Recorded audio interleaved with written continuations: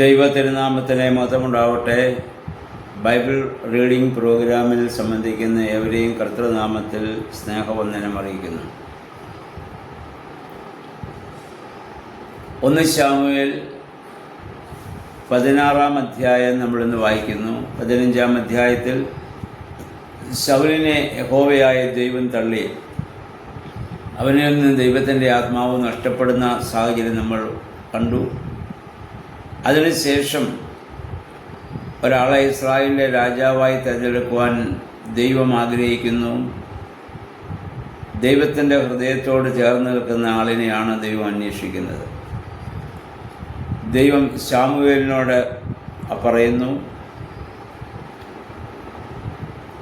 നീ കുഴലിൽ ആ തൈലവുമായി നീ പുറപ്പെടുക. യാഗമർപ്പിക്കുന്ന സ്ഥലത്ത് ഈശായിയെയും അവൻ്റെ മക്കളെയും നീ ക്ഷണിക്കുക, അവൻ്റെ കുടുംബത്തെ ക്ഷണിക്കണം. അവരിൽ നിന്നാണ് ഞാൻ അടുത്ത രാജാവിനെ തിരഞ്ഞെടുക്കാൻ പോകുന്നത്. അപ്പോൾ ശൗലിവിടെ ഭയപ്പെടുന്നുണ്ട്, ഞാനിനി മറ്റൊരു രാജാവിനെ തിരഞ്ഞെടുക്കാൻ പോവുകയാണ്. ശൗലല്ല, ഇത് ശമൂവേൽ, ഇത് പുരോഹിതൻ. അദ്ദേഹം ഭയപ്പെടുന്നു, ഞാനിപ്പോൾ മറ്റൊരു രാജാവിനെ തിരഞ്ഞെടുക്കാൻ പോകുന്നുവെന്ന കാര്യം ശൗൽ അറിഞ്ഞാൽ അദ്ദേഹം എന്നെ കൊല്ലും. പക്ഷേ യഹോവയുടെ കൽപ്പന അനുസരിച്ചേ മതിയാവുകയുള്ളല്ലോ. അപ്പം അതനുസരിച്ച് ശമൂവേൽ കുഴലിൽ തൈലവുമായി അവിടെ ചെല്ലുന്നു. ഈശായിയെയും കുടുംബത്തെയും അവിടെ ക്ഷണിക്കുന്നു. യാഗമർപ്പിച്ച ശേഷം ഈശായിയുടെ മൂത്ത മകനെ ഏലിയാവിനെ കണ്ടപ്പോൾ ശമൂവേൽ പുരോഹിതന് വളരെ ഇഷ്ടപ്പെട്ടു. നല്ല പൊക്കവും നല്ല സൈസായ ഒരാളാണ്. ശൗലിനെ പോലെ ഇങ്ങനെ തലയുയർത്തി നിൽക്കുന്നയാളാണ്. അവനെ ആയിരിക്കും ദൈവം ഉദ്ദേശിച്ചതെന്ന് അദ്ദേഹം വിചാരിച്ചു.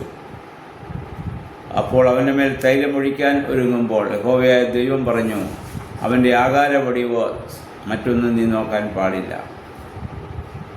അവൻ്റെ ഉയരമോ ആകാരവടിവോ ഒന്നുമല്ല, ഇവിടെ ഞാൻ അവനെ തള്ളിയിരിക്കുന്നു. അതിൻ്റെ യഹോവയായ ദൈവം ഇവിടെ പറയുന്നുണ്ട്, മനുഷ്യൻ കണ്ണിന് കാണുന്നതനുസരിച്ച് വിധിക്കുന്നു, ദൈവമോ ഹൃദയങ്ങളെയും അന്തരന്തരങ്ങളെയും ശോധന ചെയ്യുന്നു. അതിനുശേഷം രണ്ടാമത്തെ മകൻ അബീനാദാബ് വരുന്നു, അദ്ദേഹത്തെയും ഞാൻ തള്ളിയിരിക്കുന്നു. അപ്പം അങ്ങനെ ഈശായുടെ 7 മക്കളെയും ശമൂവേൽ പുരോഹിതൻ്റെ അടുത്ത് കൊണ്ടുവന്നു. അവരാരും ഈ രാജസ്ഥാനത്തിന് യോഗ്യരല്ല എന്ന് ദൈവം ശമൂവേലിനെ അറിയിക്കുന്നു. അപ്പോൾ ശമൂവേൽ അദ്ദേഹത്തോട് ചോദിക്കുന്നു, ഇനി നിനക്ക് മക്കളുണ്ടോ? അപ്പോഴാണ് ഈശായി പറഞ്ഞത്, എനിക്കൊരു മകനോടുണ്ട്, ഇളയ മകനാണ്, അവൻ ആടുകളെ മേയ്ക്കാൻ പോയിരിക്കുകയാണ്. അവനെ ഒരിക്കലും രാജസ്ഥാനത്തിന് കൊള്ളാവുന്നവനല്ല എന്ന് ഈശായിക്ക് പോലും അപ്പന് പോലും തോന്നിയിട്ടുണ്ട്. കാരണം മറ്റുള്ളവരുടെ അത്രയും പൊക്കമോ അത്രയും സാമർഥ്യമോ ഒന്നും ദാവീദിൽ അദ്ദേഹം കണ്ടിട്ടില്ല. അപ്പം അതുകൊണ്ട് ഈ യാഗത്തിന് വരുമ്പം ദാവീദിനെ ഒട്ട് അറിയിച്ചിട്ടുമില്ല. അവൻ ആടുമാടുകളുമായി പോയിരിക്കുകയാണ്. അപ്പോൾ പെട്ടെന്ന് ശമൂവേൽ പുരോഹിതൻ പറഞ്ഞു, അവനെ വരുത്തുക. അങ്ങനെ ദാവീദിനെ വരുത്തി. അവനെക്കുറിച്ച് നമ്മൾ വായിക്കുന്ന നല്ല പവിഴ നിറമുള്ളവനാണ്. മറ്റുള്ള അത്രയും പൊക്കമോ കാര്യങ്ങളോ ഒന്നും അവനില്ല. പക്ഷേ അവൻ സുന്ദരനായ ഒരു യുവാവായിരുന്നു. അവൻ്റെ കണ്ണുകൾ വളരെ മനോഹരമായ കണ്ണുകളായിരുന്നു. അവനെ കണ്ട ഉടനെ ദൈവത്തിൻ്റെ ആത്മാവ് ശമൂവേലിനോട് പറഞ്ഞനുസരിച്ച് ശമൂവേൽ അവൻ്റെ മേൽ തൈലമൊഴിച്ച് അവനെ അഭിഷേകം ചെയ്യുകയാണ്. അപ്പോൾ നമ്മൾ വായിക്കുന്നു, അഭിഷേകം ചെയ്ത ഉടനെ തന്നെ കർത്താവിൻ്റെ ആത്മാവ് അവൻ്റെ മേൽ വന്നുവെന്നാണ്. ശൗലിൽ നിന്ന് നഷ്ടപ്പെട്ട പരിശുദ്ധാത്മാവ്, ആ ദൈവാത്മാവ് ഇപ്പോൾ ദാവീദിൻ്റെ മേൽ വന്ന് ആവസിക്കുകയാണ്.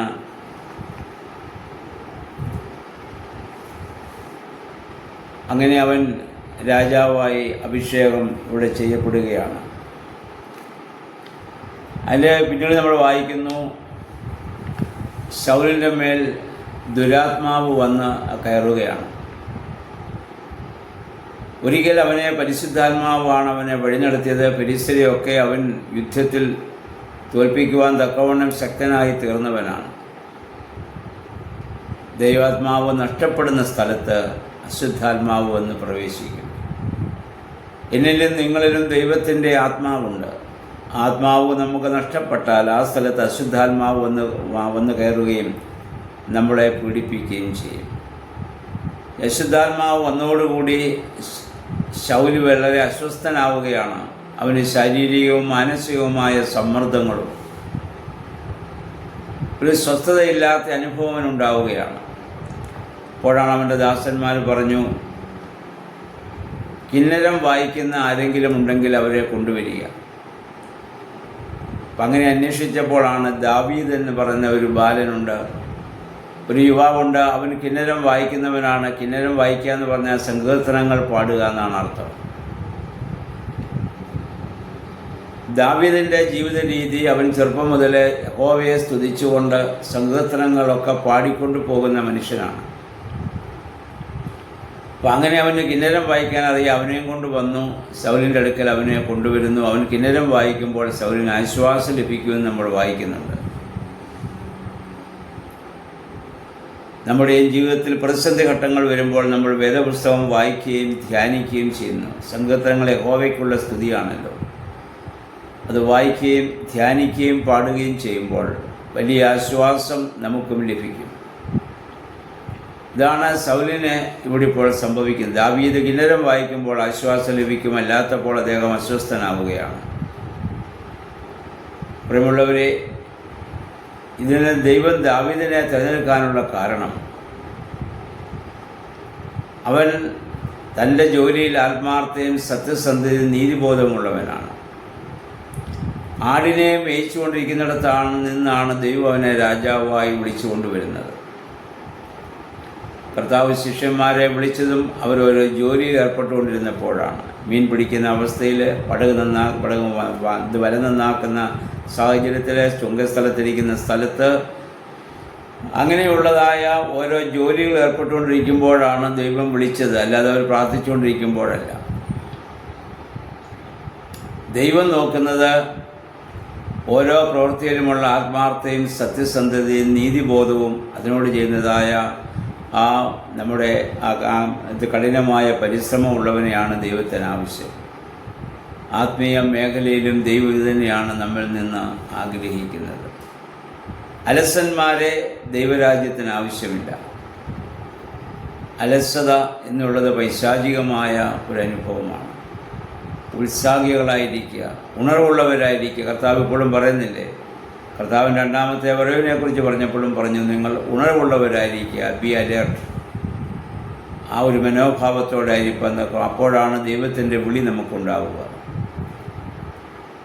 ശൗലിനെ ദൈവം തള്ളി, ദാവീദിനെ ദൈവം ഇവിടെ തിരഞ്ഞെടുക്കുന്നതായ സാഹചര്യമാണ് നമ്മൾ കാണുന്നത്. ദൈവം നമ്മളെയൊക്കെ വിളിച്ചിട്ടുണ്ട്, നമ്മളൊക്കെ ആയിരിക്കുന്നതായ തലങ്ങളിൽ.